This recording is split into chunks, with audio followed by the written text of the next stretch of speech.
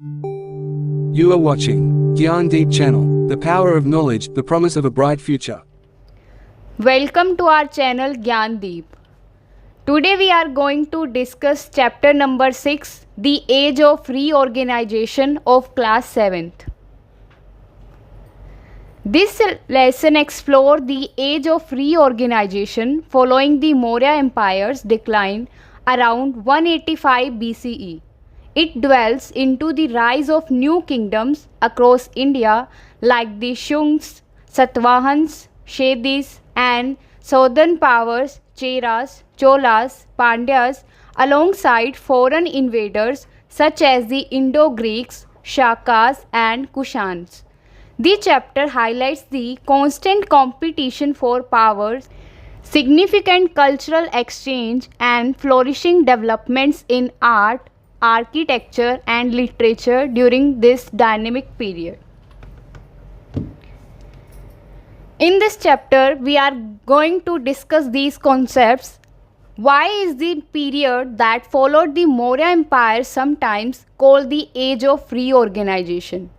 What were the values or principles that guided emperors of that period?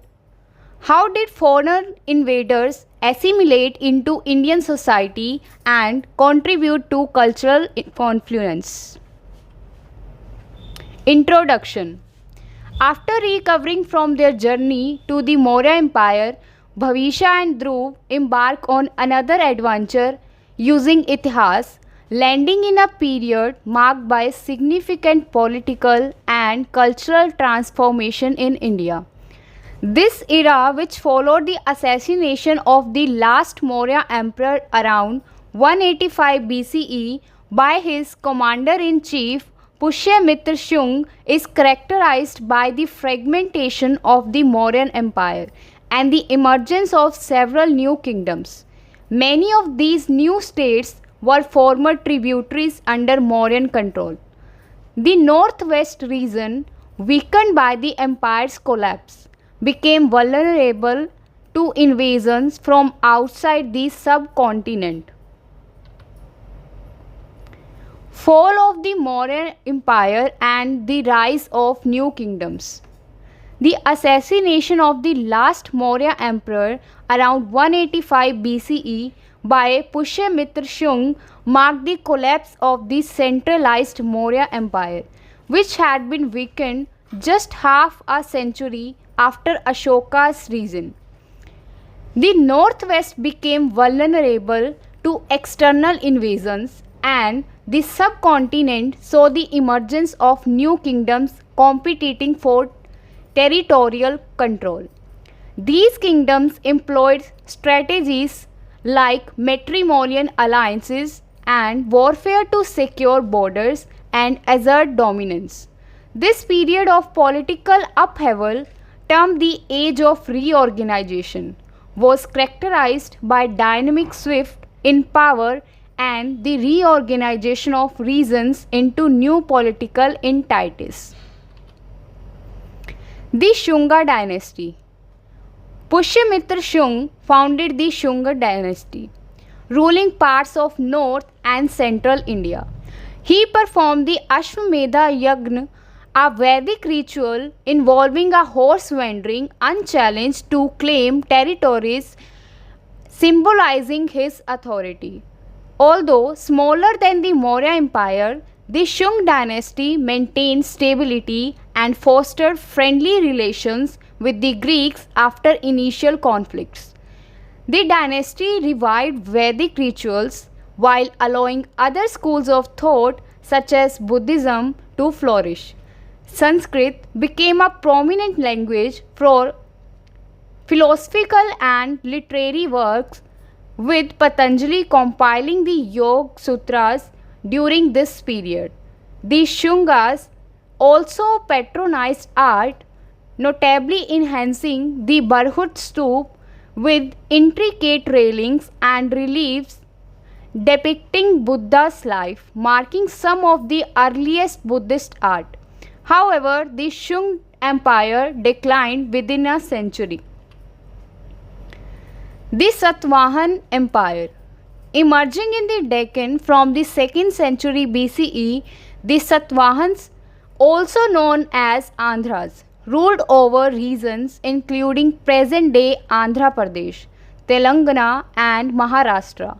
Their capitals such as Amravati and Pratisthana Patan were centers of thriving trade and commerce. Satvahan coins, often depicting ships, indicate advanced shipbuilding and maritime trade, with regions as far as the Roman Empire exporting spices, textiles, and luxury goods like gold plated pearls and importing glass and ointment. Agriculture flourished in the Krishna Ganga river system, providing economic stability. The Satvahans supported literature, art, and culture with notable contribution from figures like Gautami Blashri, a powerful queen who donated land to Buddhist monks. Inscriptions in the Nane Ghat caves highlight a widow queen's performance of Vedic rituals, including the Ashwamedha Yagna and donation of land, cows, and silver. The Brahmi script used in these inscriptions show early numeral forms, evidencing the Indian origin of modern numerals. The Satvahans followed Vasudev but spotted Vedic scholars, Jain and Buddhist monks. By the 3rd century CE, weak central control and economic decline led to the empire's fragmentation. The Shedi dynasty and Kharvela. After the Maurya decline, Kalinga emerged as a significant power under the Shedi dynasty led by King Kharvela, a devout Jain known as the Monk King. He respected all schools of thought, as evident in the Hathi Gumfa inscription in Brahmi script at the Udayagiri Khandagiri caves near Bhubaneswar. These caves, designed for Jain monks, showcase intricate rock-cut architecture.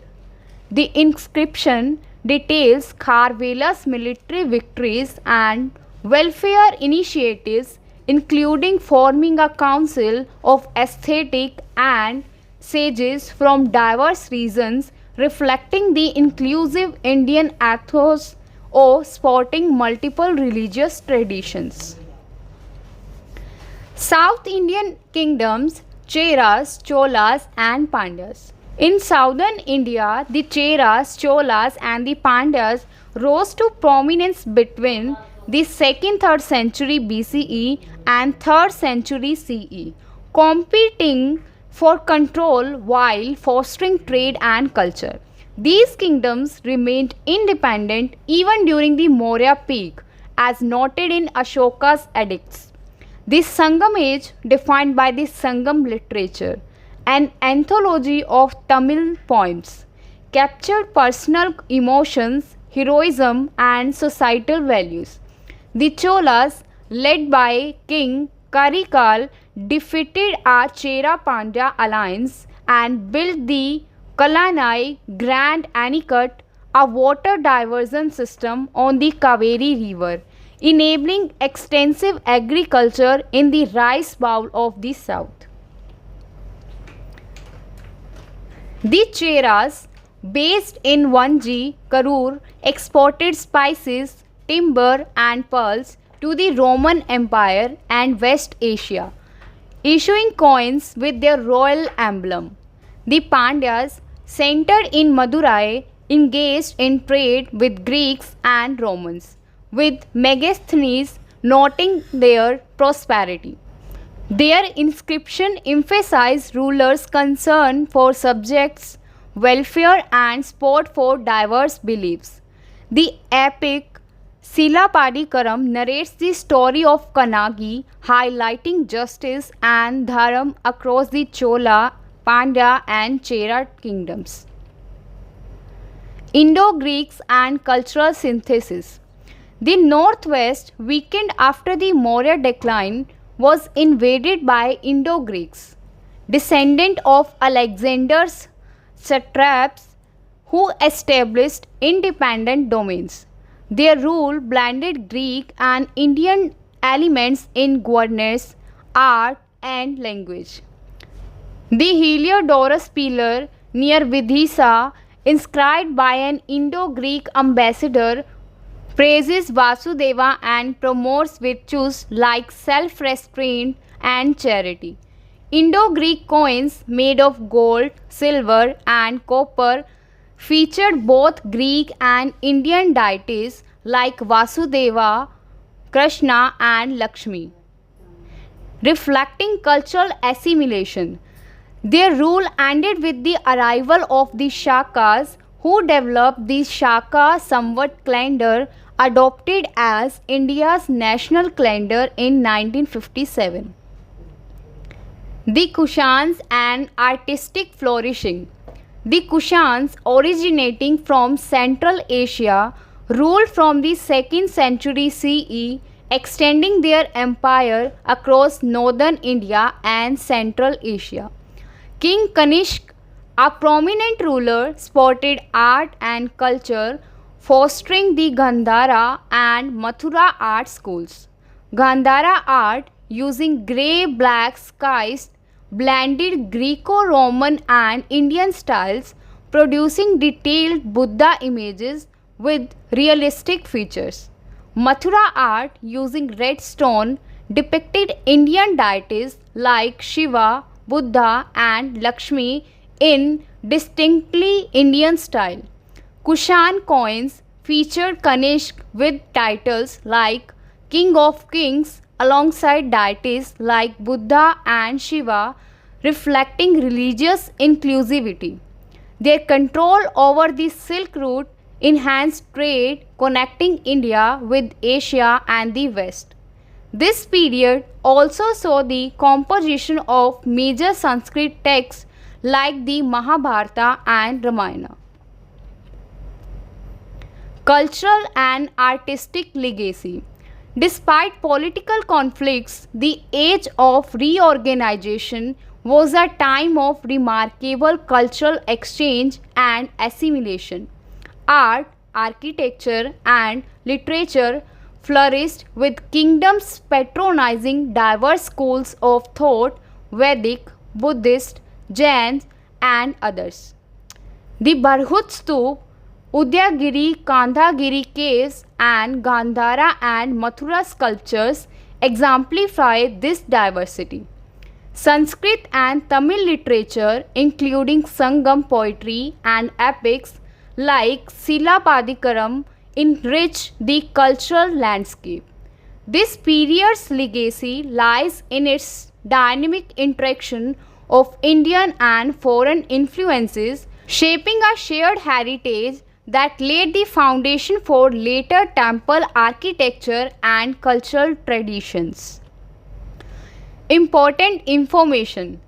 The period saw the emergence of modern numerals in inscription, indicating India's early contributions to mathematics. Women held significant roles in society as seen in the Satavahan dynasty. There was a consistent pattern of rulers supporting multiple religious traditions and encouraging cultural exchange, which became a hallmark of the Indian ethos. This era laid the foundation for later developments in art, architecture, literature, and political organization across the subcontinent. We have learned some concepts from this chapter, which are as follows. The period after the disintegration of the Maurya Empire was characterized by the emergence of many big and small kingdoms across the subcontinent. The internal conflicts were coupled with foreign invasions, which together led to a period of reorganization of political powers. This period witnessed a dialogue of various cultures that absorbed each other's influence to create new styles of art, architecture, coinage, etc., with ultimately a dominance of Indian themes and flourishing Sanskrit literature. This time was also marked by remarkable developments in trade activities, both internal and external. Answers to the questions given at the beginning of the chapter.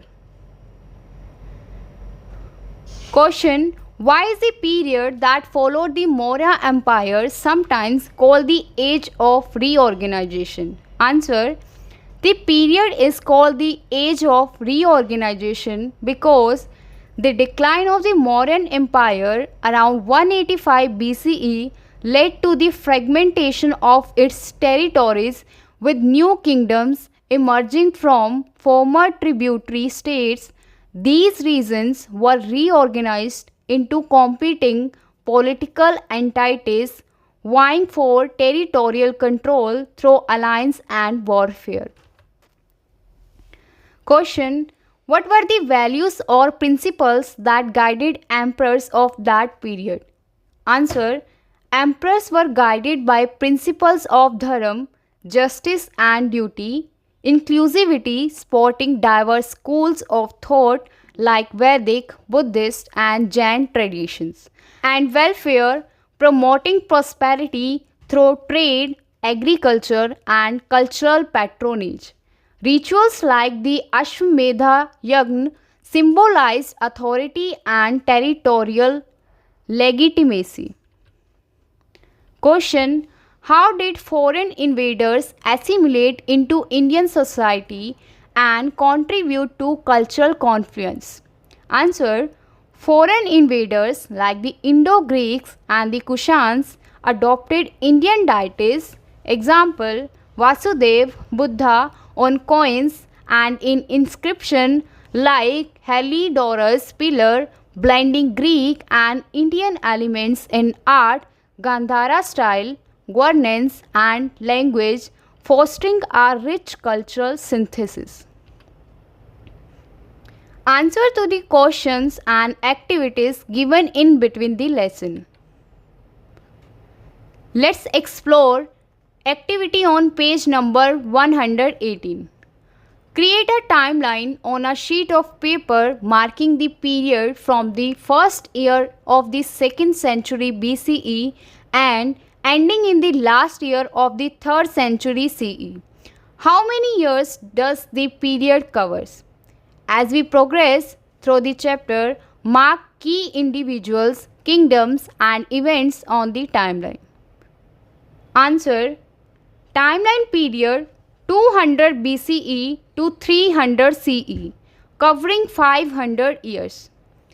Key events to mark: 200 BCE, Pushyamitra Shunga founds Shung dynasty. 185 BCE, Maurya Empire collapse. 2nd century BCE, Satvahans rises, Kharvela rules Kaling. 2nd to 3rd century CE, Sangam age, Cheras, Cholas, Pandyas. 2nd century BCE, Indo-Greeks invade northwest. 2nd century BCE, Shakas rule, develop Shaka Samvat. 2nd century CE, Kushans under Kanishk promote art and trade. 3rd century CE, Satvahans decline, Karikal build Kallanai. Let's explore activity on page number 120. In the previous chapter, you studied the map of Maurya Empire. From the map of the post-Maurya period, how many kingdoms can you count in the area that were previously under the control of Maurya Empire? Answer: the period following the Maurya Empire, known as the Age of Reorganization, saw the emergence of several kingdoms in areas previously under Mauryan control. Shung dynasty, North and Central India.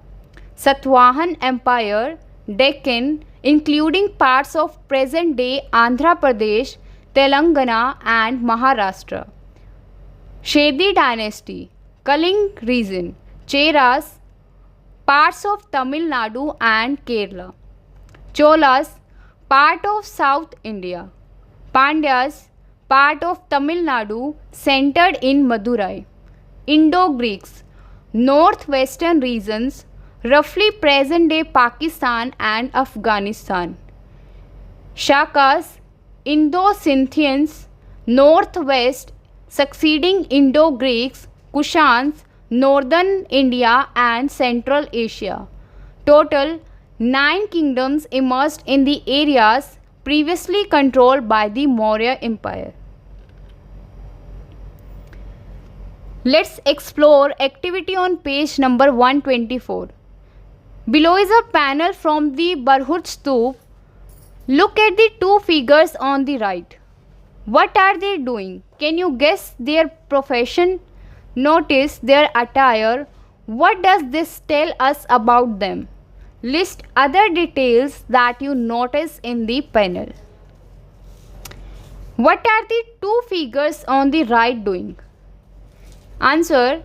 The two figures on the right appear to be playing musical instruments, possibly horn or flutes, suggesting they are engaged in performance or ritual activity. Question. Can you guess their profession? Answer. Their profession is likely that of musician or entertainers, possibly attached to a royal court or religious ceremony given the context of Barhut Stup. What does their attire tell us about them? Answer.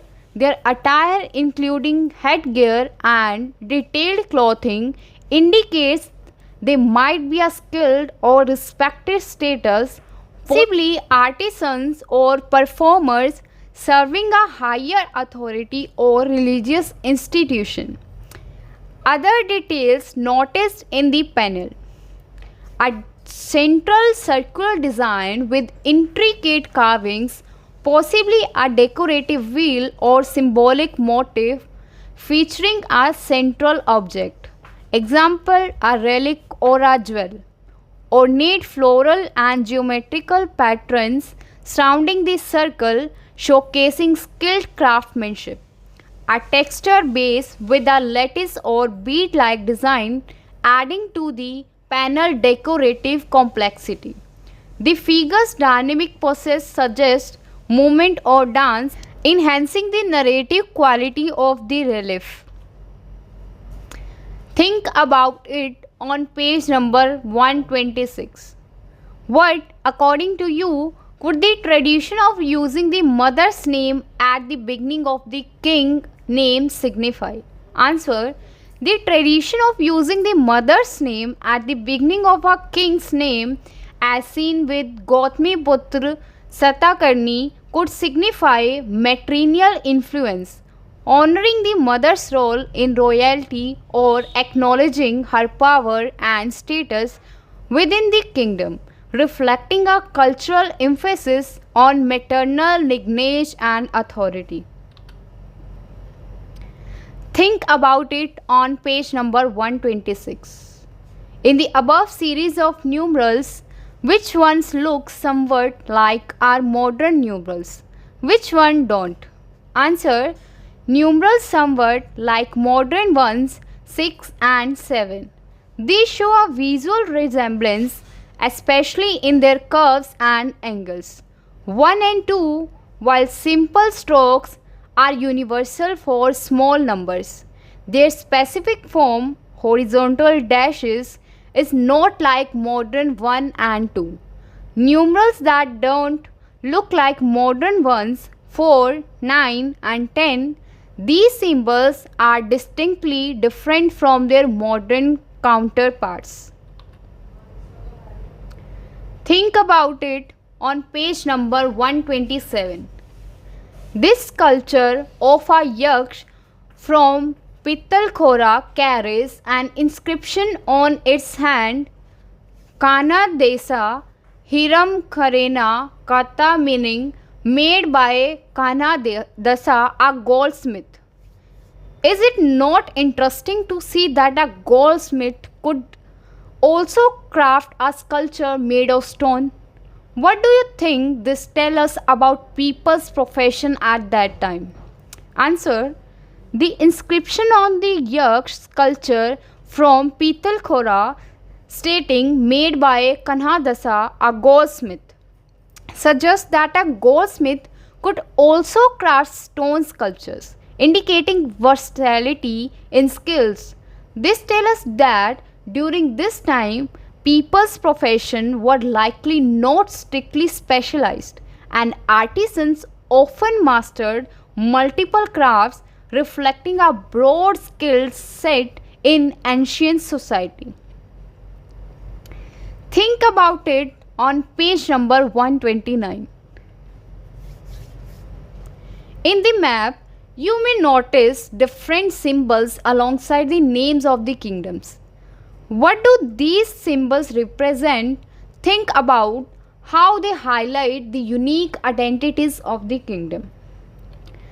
From the map, you are able to see that the symbols alongside the names of the kingdoms on the map represent the unique emblems or insignia of each kingdom, highlighting their distinct identities.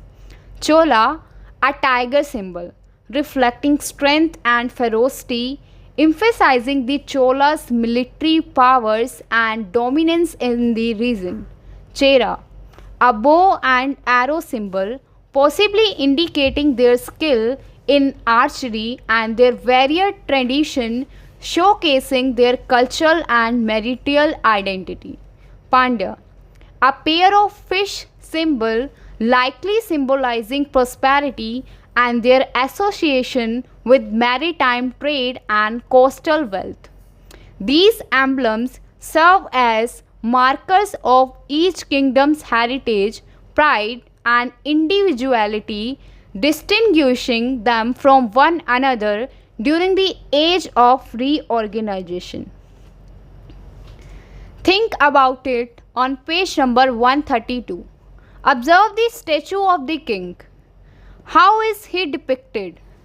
What do his posture, clothing, and expressions say about his power and status? Answer. The statue of King Karikal depicts him riding an elephant, symbolizing his royal authority and military power. His upright posture, ornate clothing with vibrant colors and confident expression convey his high status, leadership, and dominance, reflecting his role in building the Grand Anicut and established Chola supremacy. Think about it on page number 133. Have you ever wondered how historians uncovered the trade relations between two distant kingdoms many centuries ago? Let's take a moment to brainstorm and discuss how this information comes to light. Answer. Historians uncovered trade relations between distant kingdoms by studying archaeological finds like coins, example Satvahan coins with ships, inscriptions, example Pandya trade records, and artifacts like Roman goods in India. They also analyzed texts like Sangam literature and trade routes like the Silk Route to piece together this historical information. Think about it on page number 134. The Pandyas were known for their pearls. Why do you think pearls were an important article of trade during these times? Answer. Pearls were an important article of trade for the Pandyas because they were rare, valuable, luxury items highly sought after by distant empires like Rome and Greece for jewelry and status symbols, boosting the Pandya economy through maritime trade. Let's explore activity on page number 135. What do you think might have been the meaning of having deities like Vasudeva, Krishna or Lakshmi on some Indo-Greek coins? Answer. The presence of deities like Vasudev, Krishna, or Lakshmi on Indo-Greek coins likely signified the ruler's respect for and assimilation into local Indian culture, promoting religious tolerance and legitimacy among the populace while blending Greek and Indian traditions. Let's explore activity on page number 136. Carefully observe this massive statue and notice the clothing, weapon and footwear. What does it tell about this figure? Answer: the massive 1.85 meter headless statue of King Kanishk with its detailed clothing, weapon and sturdy footwear suggests a powerful and authoritative figure. The Brahmi inscription Maharaja Rajadhiraj Devputra Kanishk, Great King, King of Kings, Son of God, indicates high status and divine legitimacy as the Kushan ruler, reflecting military might and regal dignity. Let's explore activity on page number 136. Observe the coins carefully. Who, besides the emperor, appears on the coin? Answer: besides the emperor, the coins feature deities. One depicts Buddha and other shows Shiva with his bull Nandi, reflecting the cultural and religious significance of these figures during the Kushan dynasty. Think about it on page number 137. Do you know where Gandhara is? Does it remind you of a character from the epic Mahabharata? Answer: Gandhar is a historical region in present-day Pakistan and Afghanistan, known as the Gandhar art style. Yes, it reminds me of Gandhari, a character from the Mahabharata who was the wife of Dhritarashtra and mother of Kauravas, linking the region to its epic heritage. Let's explore activity on page number 140. Now that you are familiar with the basic characteristic of the Mathura and Gandhar styles of art, study the pictures of artifacts given in the figure and Gandhar styles of art. Study the picture of artifacts given above and try to identify which school of art each artifact belongs to. Write your observation with justification and discuss your answers with your classmates. Answer: Artifact 1. Mathura. Reddish sandstone, rounded figures, narrative style. Artifact 2. Gandhar. Grey skies, realistic pose, Greco-Roman influence. Artifact 3. Mathura. Red stone, robust figures, Indian style. Artifact 4. Mathura.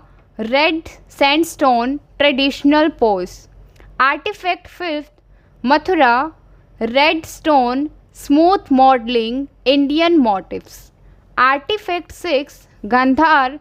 Realistic Buddha, following robes, Hellenistic influence.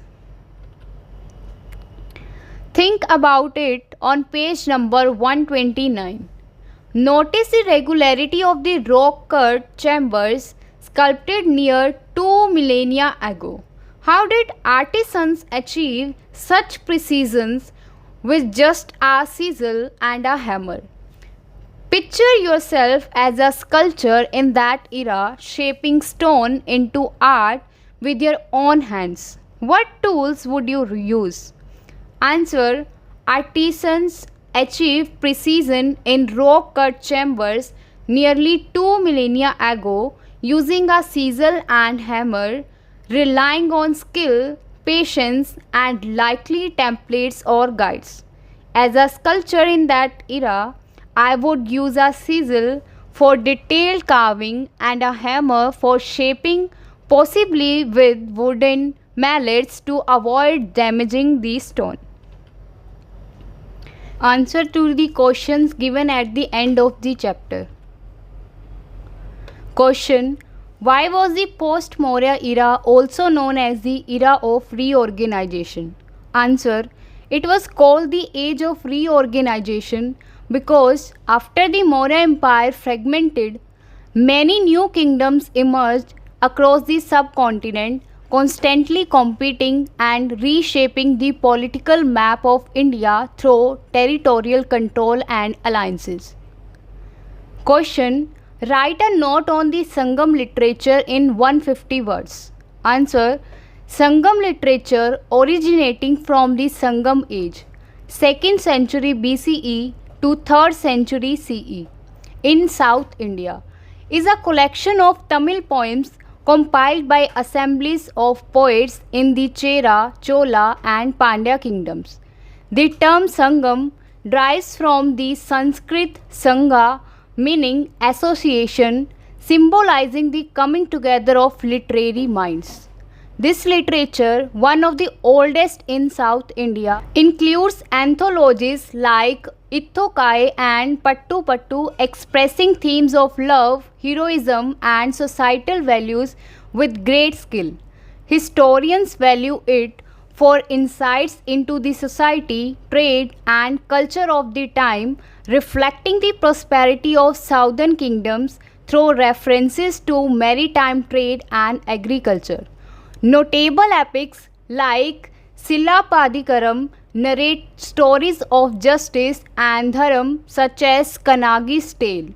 This body of work highlights the rich linguistic and cultural heritage influencing Tamil identity and providing a window into the age of reorganization.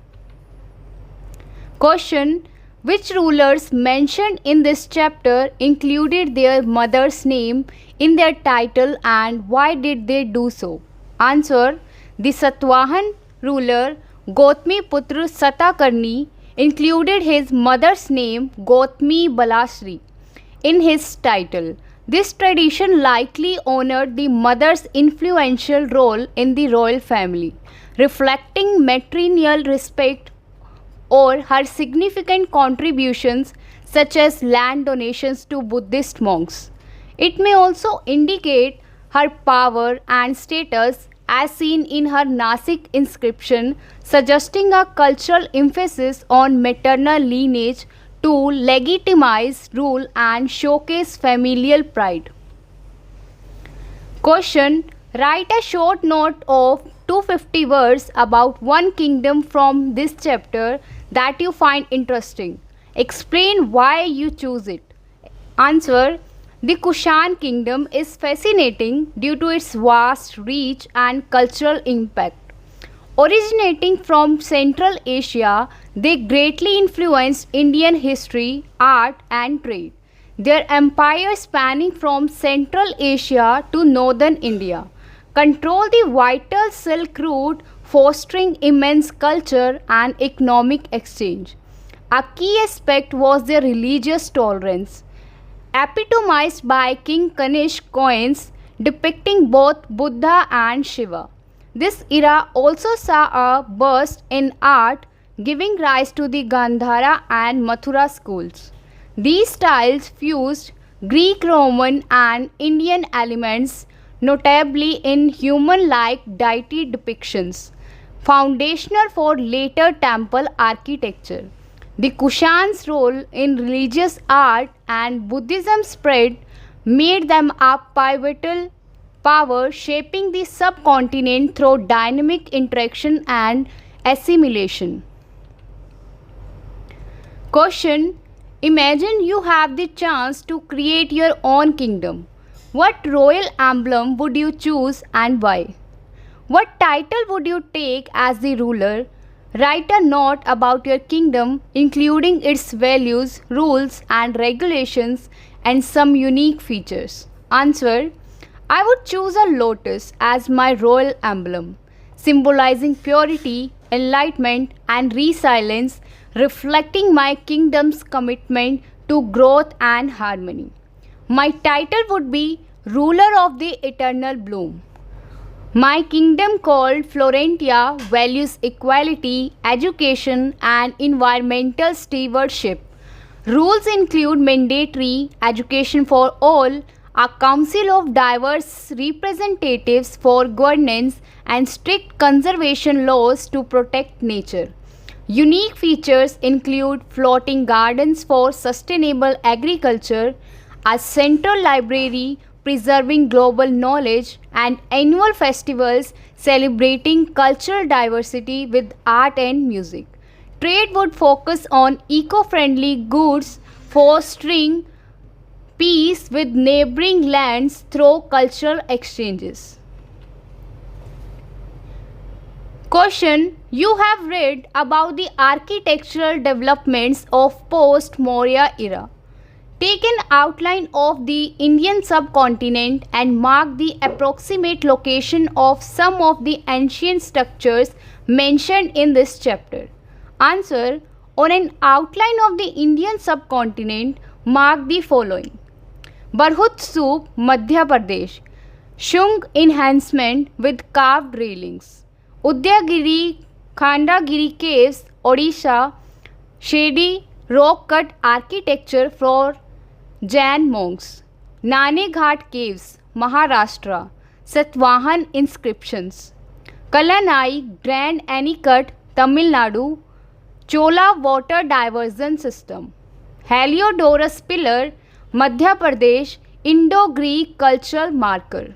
Gandhara sites, northwest modern Pakistan. Kushan Greco-Indian art. Mathura sites, UP, Kushan Indian style sculptures.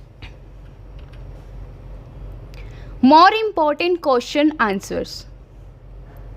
Question: when did the Shakas rule and what important calendar was developed during their period? Answer: they ruled from the later part of the 2nd century BCE to 5th century CE.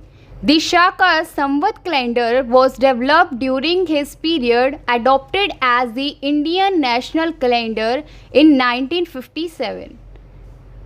Question: when did Kushanas enter India and what was the content of their empire at its peak?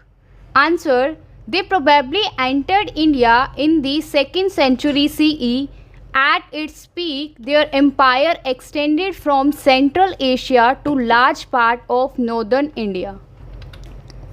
Question: who was probably the most powerful ruler of Kushan dynasty? Answer: Kanishk.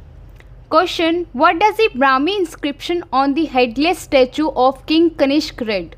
Answer: Maharaja Rajadhiraj Devaputra Kanishka, meaning the great king, king of kings, son of god Kanishk.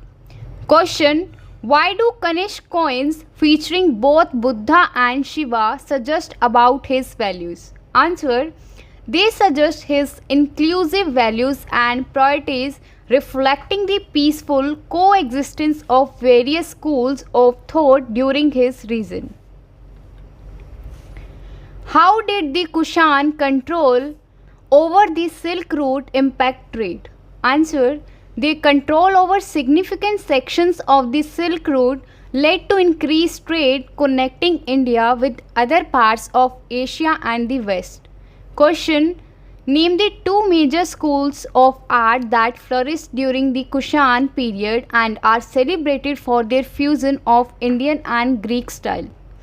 Answer: the Gandhara and Mathura schools of art. Question: describe the characteristic of the Gandhara style of art. Answer: it emerged in the western region of Punjab, blended Greco-Roman elements with Indian features, primarily used grey-black schist stone and produced many fine Buddha images with realistic anatomy and flowing robes. Question: describe the characteristic of the Mathura style of art. Answer: it developed in the Mathura region of present-day Uttar Pradesh, is known for its distinct Indian style, primarily used red sandstone and produced fuller figures with smooth modeling depicting Indian deities like Kubera, Lakshmi, Shiva, Buddha, Yaksh and Yakshinis.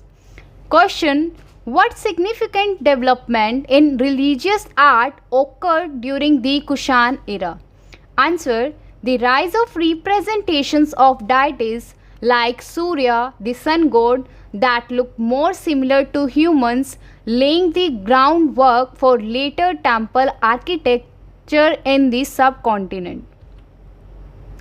Question: what major Indian texts were composed during this period of cultural exchange and assimilation? Answer: the Mahabharata and the Ramayana. Question: what is the overall message of the chapter regarding the tapestry of the past? Answer: it encourages viewing the tapestry of the past not as confined to any one kingdom or ruler, but as a dynamic process that works through interaction and assimilation over time, with the dominance of Indian themes, especially Hindu and Buddhist ones. Question: who was the last Maurya emperor and who assassinated him? Answer: the last Maurya emperor was Dhritarashtra, who was assassinated around 185 BCE by his commander-in-chief Pushyamitra Shunga. Question: what significant event marked the beginning of the post-Maurya Empire in North India? Answer: the assassination of the last Maurya emperor and the subsequent fragmentation of the Maurya Empire. Question: why is this period sometimes referred to as the Age of Reorganization? Answer: because existing regions were being reorganized into new kingdoms that were constantly competing to become powerful, leading to significant changes in the political map of India. Question: who founded the Shung dynasty and over what regions did they rule? Answer: Pushyamitra Shunga founded the Shung dynasty, which ruled over parts of North and Central India. Question: what Vedic rituals did Pushyamitra Shunga perform to establish him as a powerful ruler? Describe the ritual. Answer: he performed the Ashwamedha Yajna. In this ritual, a horse accompanied by soldiers was left to wander freely. Any territory this horse crossed unchallenged became part of the king's empire. If any ruler stopped the horse, it led to a battle to determine supremacy. Question: what was the Shung dynasty relationship with the Greeks? Answer: after some initial military campaigns against them, Pushyamitra Shunga maintained friendly relation with the Greeks. Question: what language emerged as a preferred language for philosophical and literary work during the Shung period? Answer: Sanskrit. Question: which important philosophical text was compiled by Patanjali during the Shung period? Answer: the Yoga Sutra. Question: give an example of Shung patronage of art and architecture. Answer: the Shungs added beautifully carved railings and relief depicting stories from the Buddha's life to the Barhut Stup, considered some of the earliest examples of Buddhist art. Question: where did the Satvahans primarily ruled and what were some of their capital cities? Answer: the Satvahans ruled large part of the Deccan, largely comprising present-day Andhra Pradesh, Telangana and Maharashtra. Their most famous capital cities were Amravati and Pratisthana Pathan. Question: what evidence suggests that maritime trade was important in the Satvahan kingdom? Answer: cautions issued by Satvahan rulers have been found in various regions of India, and many depicted ships suggesting advanced shipbuilding and navigation technologies. Question: what goods were part of Satavahan's active trade networks, including with the Roman Empire? Answer: exports including spices, textiles, sandalwood, and luxury items like gold-plated pearls and ivory. Imports including glass and perfume ointments. Question: how were Satavahan princes often named, providing an example?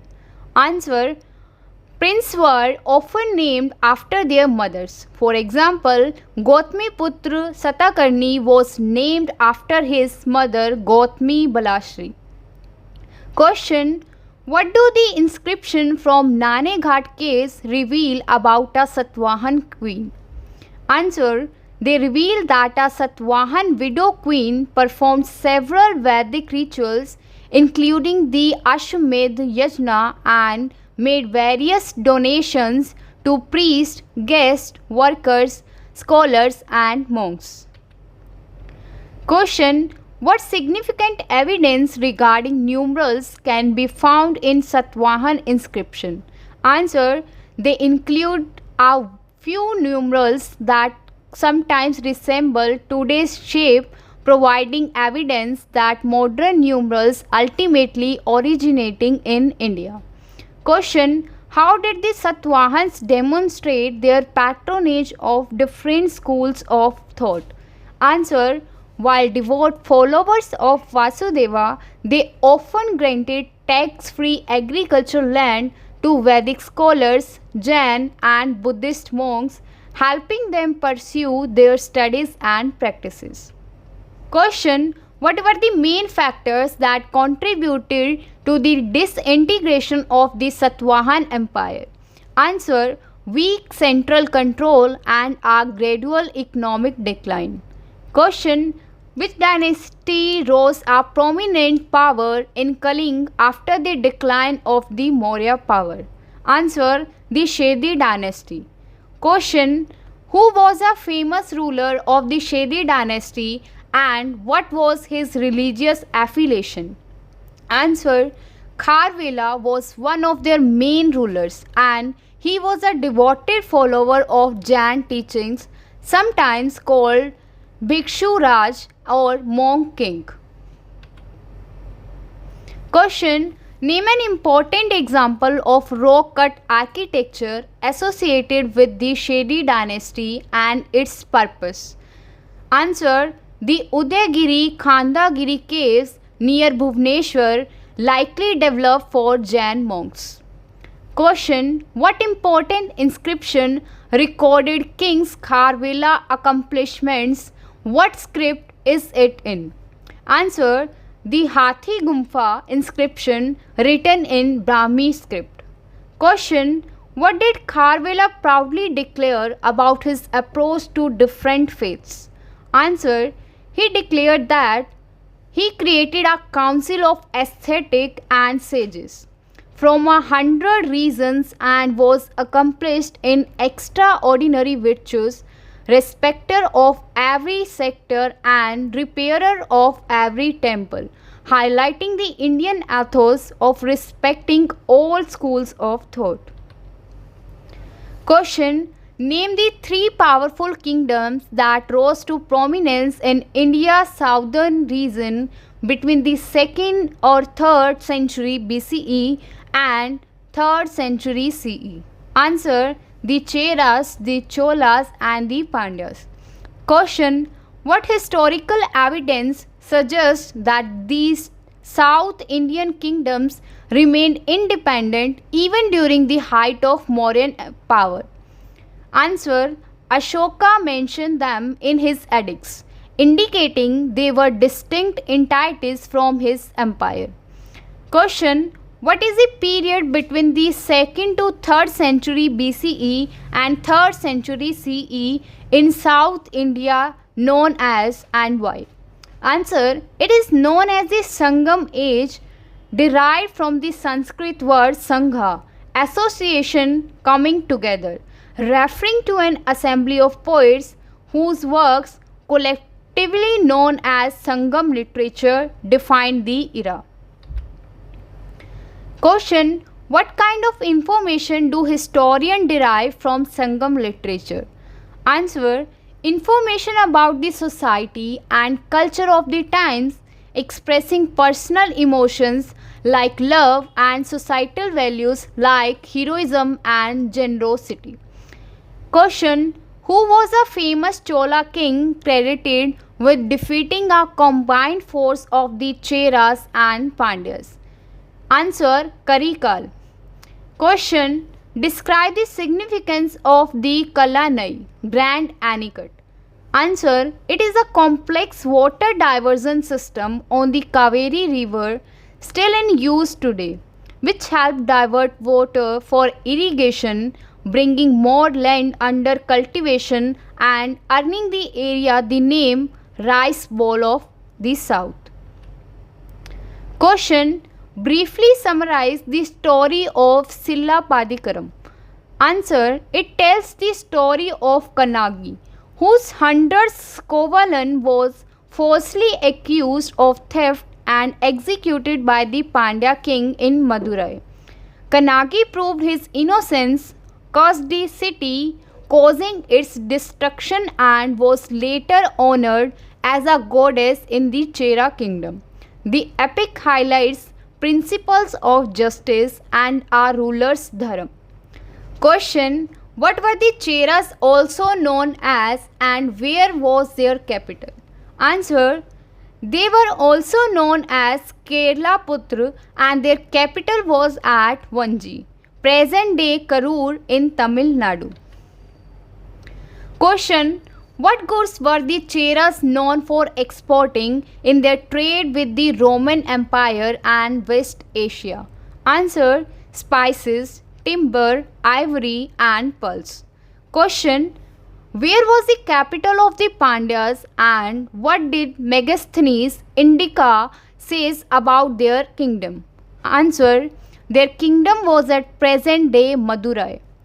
Megasthenes mentioned it as a prosperous kingdom with a strong administration and active trade with distant powers like the Greeks and Romans.